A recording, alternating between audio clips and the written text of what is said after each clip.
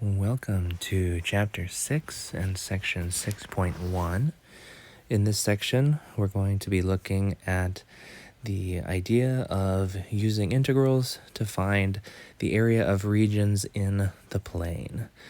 So up until this point, every area that we have tried to find using an integral has been area under a curve and above the x-axis, or vice versa, below the x-axis and above a curve. But we also want to be able to identify areas between multiple curves. So we say if f of x and g of x are two continuous functions for which f is greater than or equal to g on this interval from a to b, then the area bounded by the two functions and the vertical lines x equals a and x equals b on this interval is a equals the integral from a to b of f of x minus g of x dx. So you can see in the diagram over here, I have the function f, the function g. F is greater than or equal to g for every value on this interval. If we're looking at the areas, the integral of f is going to be everything under f, and the integral of g is everything under g down here. So if we take the integral of f minus g, we subtract off everything down here. What you have left is the area A. That's the area between the two curves.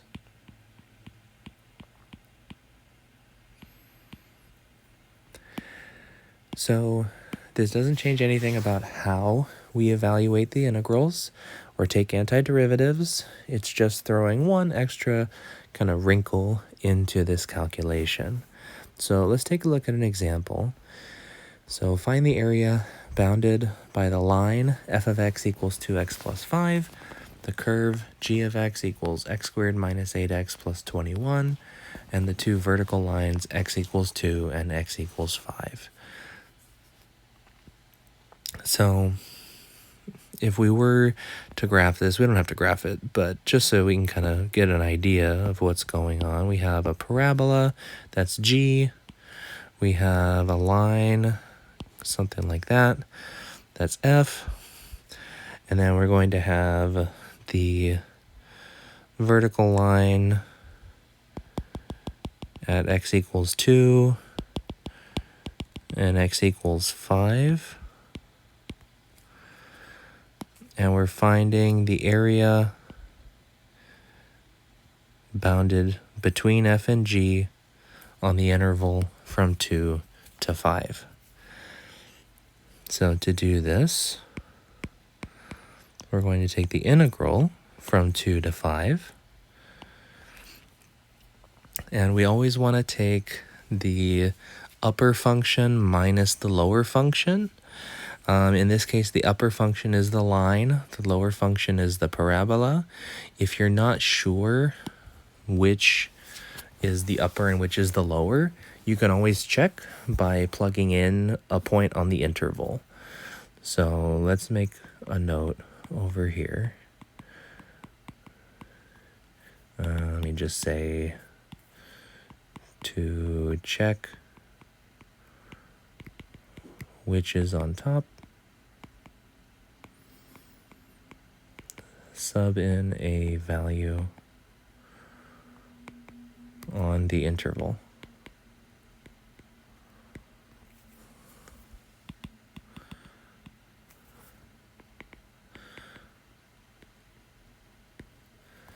All right, so for example, with this problem, I can pick anything between 2 and 5, so I'll try 3. F of 3, that's 6 plus 5 is 11. G of 3, that's 9 minus 24 plus 21. So 9 and 21 is 30. Minus 24 is 6. So we can see, of course, f has the higher output. That means that it is the higher function, or the upper function. So we're going to take 2x plus 5 minus x squared minus 8x plus 21 dx. You have to be very careful. This negative distributes to everything in that second function. It'll always distribute to everything in that second function.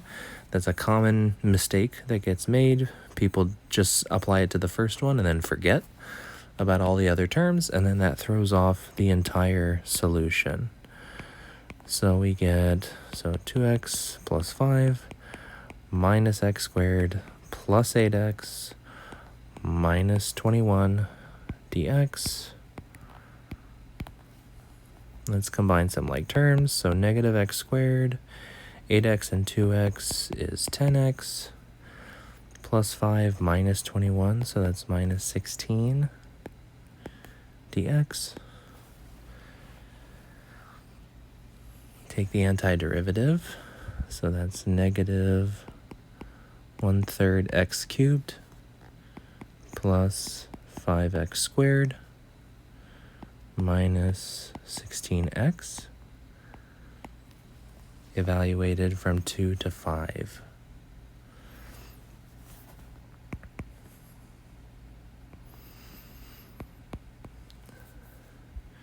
And then, of course, we can sub in the values to f of b minus f of a using that fundamental theorem of calculus.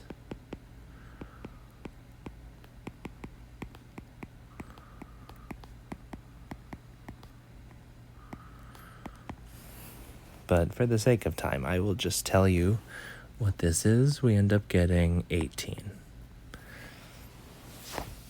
So it does work out to a nice even whole number. This next example, we're going to find the area of the region bounded by these two curves. So we have f of x is a parabola that's an upward opening parabola. So something like that. And g of x is a downward opening parabola. So something like that. And then the vertical lines x equals 3 and x equals 4. Those end up being right about here and here. So we're going to have this area in here. And again, if you are not sure which of these functions would be on top, you can always plug in a value between 3 and 4 and see which one is the higher output. So let's see, we're going to find, so area is the integral from 3 to 4 of, g of x comes first. So negative x squared plus 8x minus 10 minus f of x, so x squared minus 6x plus 10 dx.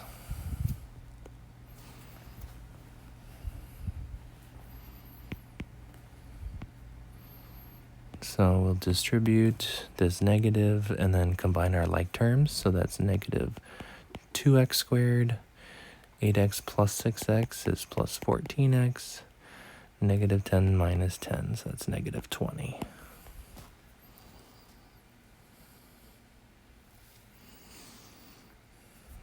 Next, we can take the antiderivative.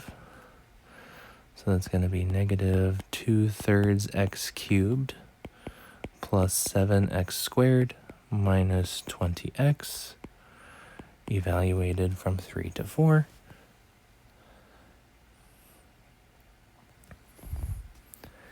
perform the evaluation using the fundamental theorem. So the 4 case minus the 3 case, and we end up getting 31/3 for that area.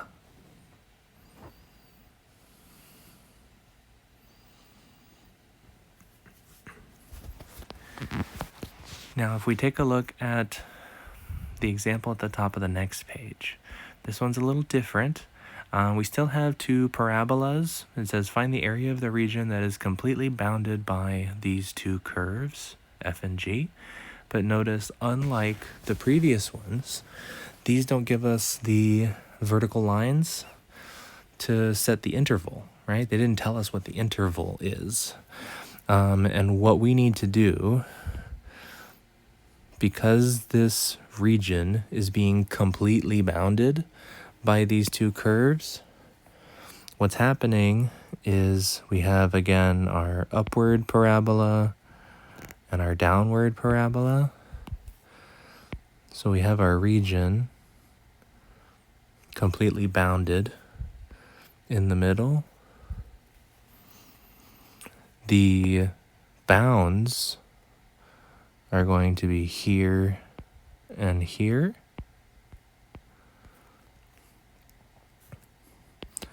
So the bounds for this problem will be the points of intersection.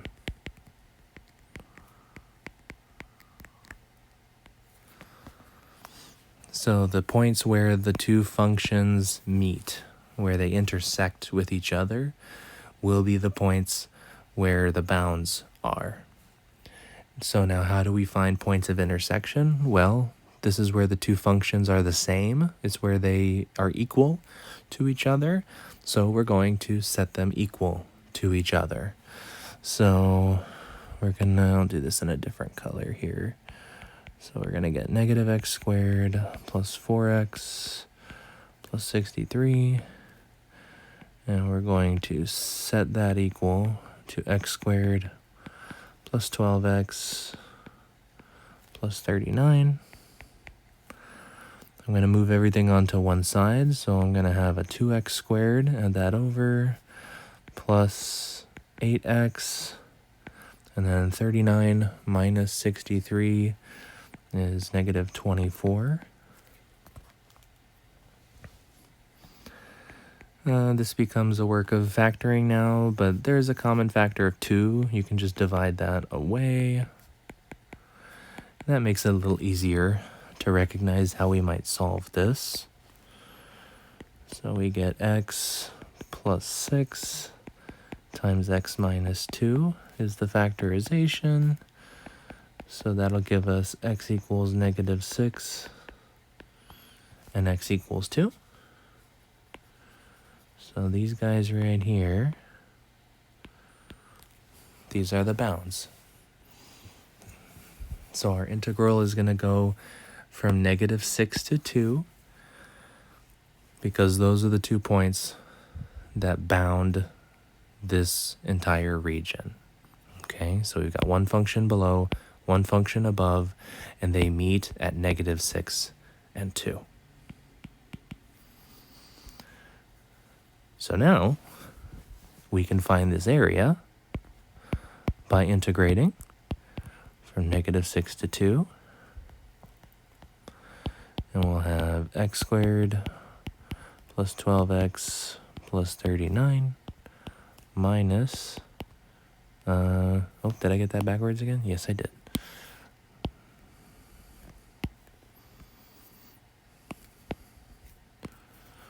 Let's try that again. So the downward opening one is on top. And then minus this one, dx.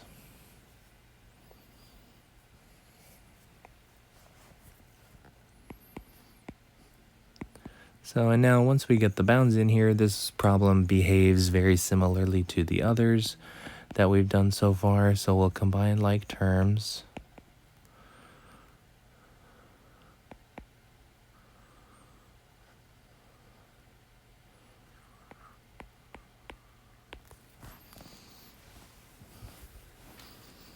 Now we have this integral. We can go ahead and take the antiderivative. So these start, the more of these you do, the more kind of familiar they start to look with each other. This time evaluated from -6 to 2. So a bit more large numbers in this one because of that -6. But if we plug and chug these values, so do the evaluation, so function evaluated at 2 minus evaluation at -6, we end up with 512 over 3. So that would be our exact area that is completely bounded between these two curves. So just a little bit of different setup on this one. So let's take a look at one more. Find the area of the region that is completely bounded by these two curves. So here we have a cubic function and a linear function. So looking a little bit different. This cubic function is going to do something like that. Actually, I think it has a little more bounce in it. It's going to be maybe more like that, kind of. This is just a rough sketch. And the line is going to go somewhere like that.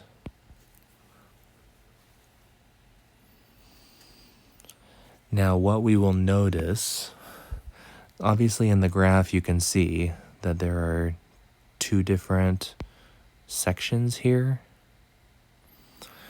Now, again, you don't necessarily have to be able to graph this to be able to do it. What we would want to do first, algebraically, is find where the bounds are. So we're going to look for the bounds, which is going to be the points of intersection.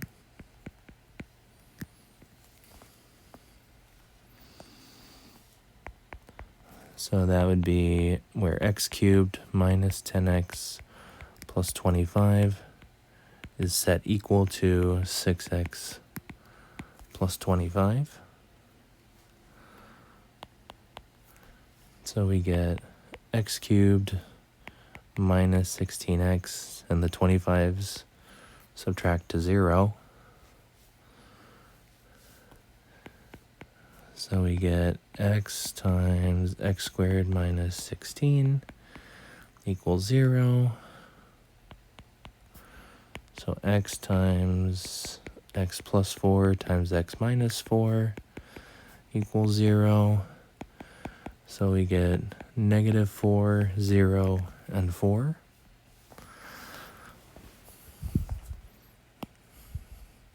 So this is the part where now we would see without a graph.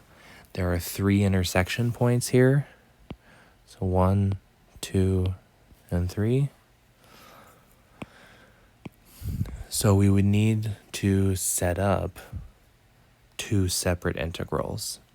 Now, the reason we need to set up 2 separate integrals is because in this first interval, so that would be from -4 to 0, we have f on top and g on bottom.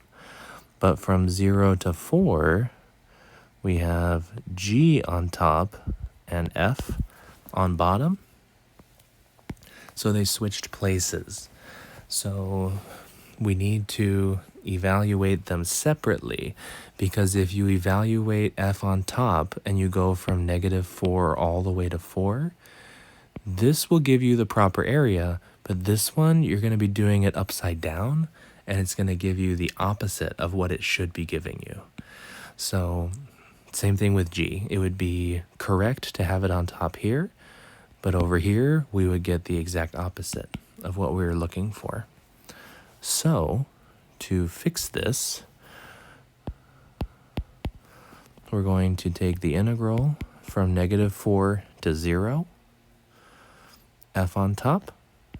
So x cubed minus 10x plus 25 minus 6x plus 25 dx plus from 0 to 4, now g is on top.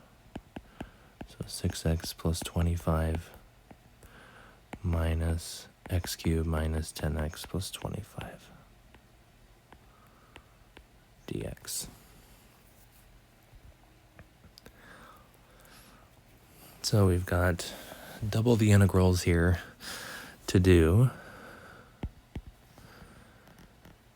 So let's combine our like terms. We have x cubed minus 16x dx plus integral from 0 to 4 of negative x cubed. That's going to be plus 16x, and the 25's still cancel. So you're basically taking the same antiderivatives. One is just the opposite formula from the other. And then we're evaluating between different sets of bounds. So this is going to be 1/4 x to the 4th minus 8x squared, evaluated from -4 up to 0. And the other one will be -1/4 x to the 4th plus 8x squared, evaluated from 0 to 4.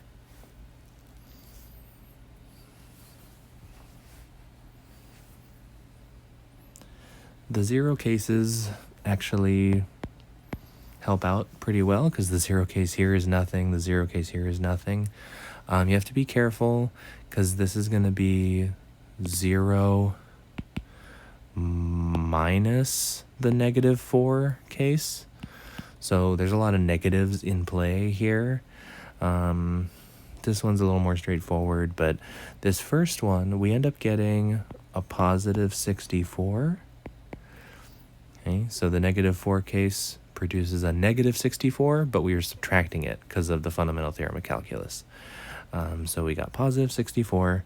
This one also produces a positive 64. So we end up getting 128. So very large functions produced a very large area of 128. Okay, and I would encourage you, practice with the fundamental theorem of calculus. Try evaluating these. Make sure you can get these same numbers. These are all good problems to practice and get that kind of repetition so that you start feeling more and more comfortable with evaluating integrals on different intervals. But that brings us to the end of section 6.1. So I will talk with you all in the next section.